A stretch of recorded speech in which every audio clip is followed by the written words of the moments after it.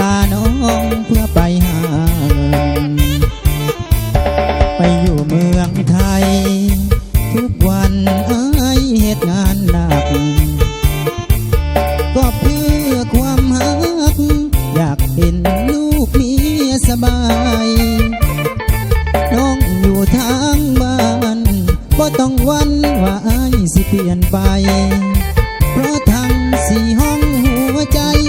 มีแต่เมียอ้ายคนเดียวหูบอ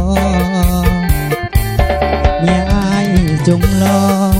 เงินพอมือใดสิคืนบ้าน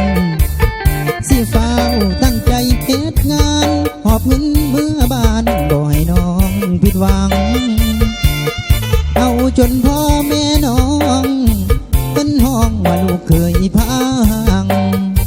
ป้าลุงเพิ่นสิเอิ้นว่าหลานคนไทยบ้านสิบ่นินทาโอดเอาเด้อล่ะภรรยาเด้อเมียของอ้ายเป็นห่วงน้องหลายยามห่างไกลใจอ้ายไหววันคิดฮอดน้องแหงยามแลงอ้ายนอนจนฝันอยากคืนอยากกลับสาวหันอยากพ่อหน้ากันคิดฮอ